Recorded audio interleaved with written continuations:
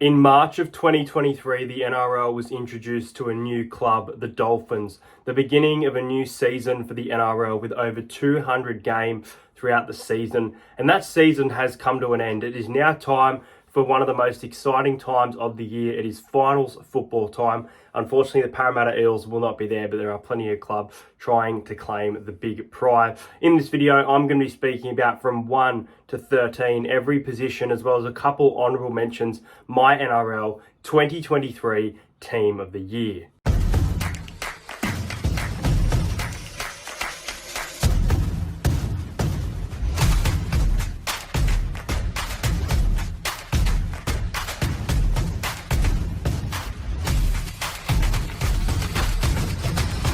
Subscribe to Entertain House. So let's start off with the fullback position. Now, obviously, a few honourable mentions, and I'll speak about form first. Coming into the back end of the year, it's been Kalyn Ponga, one of the best players in the game. He's been fantastic. Dylan Edwards has been great in the NRL, obviously winning the Clive Churchill medal last year. He has been really, really solid as well. And then the last honourable mention, that being Scott Drinkwater. He's had a massive season, but I feel like his form started to drop off a little bit as the Cowboys have made their way out of the final. And my fullback of the year for 2023 is Reece Walsh from the Brisbane Broncos, obviously playing Origin for the Maroons. It helped his confidence tremendously. He was still good earlier in the season, but he has taken all of the errors out of his game and has become one of the elite fullbacks in the NRL this season. He has been a thrill to watch and probably the buy of the year coming to the Broncos from the Warriors. We knew this kid's potential, but we didn't know just how much he could unlock under this fantastic squad and some good coaching under Kevin Walters. He's been phenomenal this season, and Reece Walsh is the fullback of the year, in my opinion. When I think of the wing position in the NRL, everybody thinks it's just about scoring tries, but getting those hard yard meter, hard carry, line break assists is what I look for in a winger. And there's a few great wingers in the NRL this season. Someone who's, let a lot of tries in, but I'm going to give him an honourable mention. I don't think he's winger of the year, but from the Dragons, Mikaele Ravalawa has been outstanding. He's been up there with the top try scorers all year as well. But in my opinion, the wingers of the year, and I think it's by far this year, is Dallin Watene-Zelezniak from the Warriors and Jermaine Asako from the Dolphins. Jermaine Asako is the top try scorer, the top point scorer, the first since Mal Meninga to do so. He's been fantastic for that new club. And then the Warriors have been so good this year, and part of their brilliance has come under Dallin Watene-Zelezniak having a fantastic season. He got a much-deserved rest over the weekend, and he is one of the picks for my winger of the year in 2023. Now we go into the centre position, and he's been up around there for years, hasn't he? The person that I am going to mention. And I am going to mention a bit of a left field pick here. First of all, I want to give an honourable mention to Bradman Best, much like Kalyn Ponga, especially since Origin, but even throughout the year, he's had some really good moments. He wasn't always consistent. His footy lately has been very consistent. And then the first half of the year, one of the best players in the competition from the South Sydney Rabbitohs was Campbell Graham, who I still think Campbell Graham is actually a chance to potentially get the centre of the year. But my centres of the year for 2023 are Stephen Crichton from the Penrith Panthers and Matt Tomoko from the Canberra Raiders. The Raiders should not be in the top 8, in my opinion, but one of the most formed players of the year coming from the Raiders via the centres, Matt Tomoko, has been outstanding. He has been, in my opinion, one of the best centres all year, and if he doesn't get the award, it will be a little bit expected, but it's deserving this year. And Stephen Crichton, he has been phenomenal as well. It was a tough pick, this one. Moving into the 5/8 position, this was a bit of a tough one. You've got fantastic players like Cameron Munster has been solid. Tom Dearden has been solid. But even though these players have been good, there's someone who's just been really, really consistent for their squad. They've done a lot this year. They've had a really big season. Their team has been phenomenal to watch all year based off some of their attack and the halves combination. My 5/8 of the year is Ezra Mam from the Brisbane Broncos. I tell you what, his combination with Adam Reynolds has been lethal throughout the 2023 season. We knew that this was one of the young guns coming through the NRL, but he has been fantastic to watch. He has some brilliant attack about him, and he's even getting better in defence as the season goes on. I'm really looking forward to seeing just how far the Broncos can go with this fantastic squad, and one of the members of the great squad is Ezra Mam, who in my opinion has earned himself the 5/8 of the year in 2023.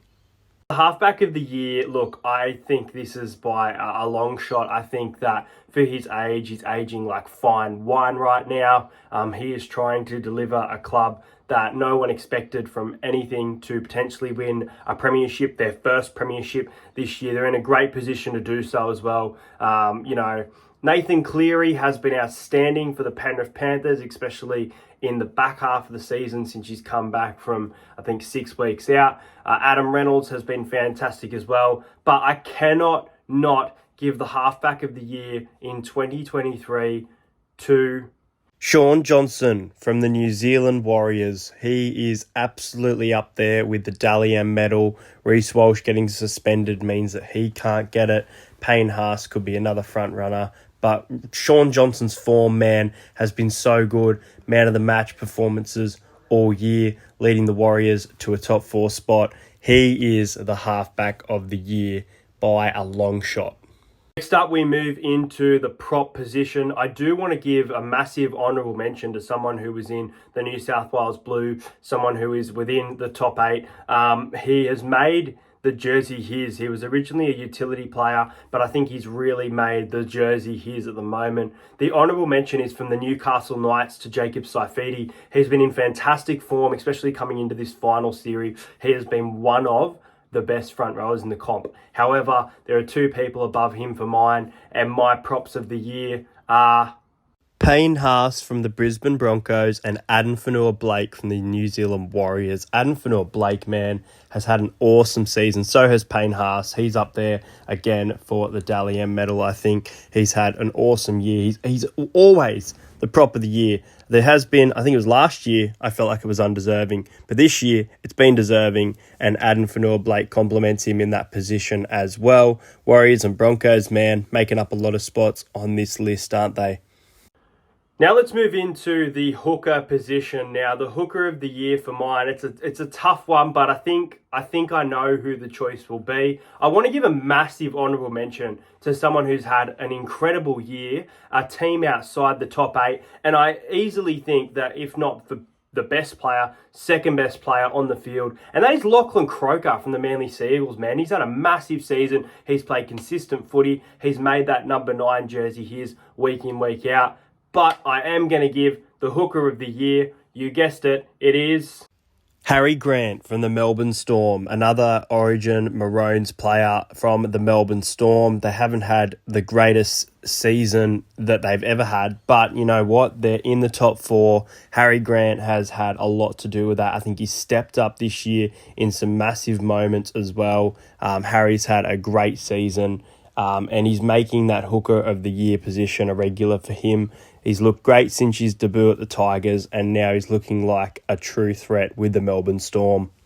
Moving into the second rower position, there's been a lot of good second rowers this year. I want to give a big honourable mention to someone who I think he could actually be the back row of the year. But I'm going to go with the Cronulla Sharks, Britton Nakora. He's been there a few years, you know. He's played very consistent all year. He's made combinations with players. Hines and Nikora have a fantastic combination, which is going to be very dangerous on Saturday when the Sharks play the Roosters. But as for mine, there are 2 players a little bit better than Britton Nakora. One of these is someone who's gone absolutely unnoticed all year, missed out on Origin. One obviously played Origin, but my back rowers of the year are David Fafita from the Gold Coast Titans, and Hamole Olakalatu from the Manly Seagull. He's been snubbed all year, man. I know David Fafita is probably going to get back row of the year. Wasn't scoring tries, but he was doing an absolute load, a workhorse, really making that Titans jersey his at the Gold Coast and now re-signing, which is massive for them. But then Hamole Olakalatu, snobbed of the New South Wales Blue. He has had a fantastic season. He deserves the back row of the year. It might go to Britain Nakora, but for mine, it is Olakalatu's to lose. Now let's move into the final position, which is the lock position. Now, obviously for years, it's been Isaiah Yeo. He's been very good. Cameron Murray has been very good. But I think it's pretty obvious who I'm going to pick here, and I think it's pretty fair as well. He scored his first and second try in the NRL, and my lock of the year is Patrick Carrigan from the Brisbane Broncos. Man, he is looking like a great player as the years go by. He's looking like a consistent Bronco at the club. He's looking like a fantastic Maroon who's going to be there for a long time to come. He's a workhorse that makes tackle, makes big meters, has an offload in him. The tackles he makes are massive per game as well. He has been the lock of the year. He's been consistent, and he's been fantastic in 2023. Well, there you go, guys. That is my 2023 NRL Team of the Year. I hope you guys enjoyed this video. Make sure you tune in tomorrow for my NRL Finals Week 1 tips. Really looking forward to Finals football. I am heading to the Newcastle Knights versus Raiders elimination game on Sunday. Let me know your Team of the Year in the comments, and I will try and get another giveaway for the channel done shortly. Hope you enjoyed this. Subscribe to the channel, and I'll see you guys later.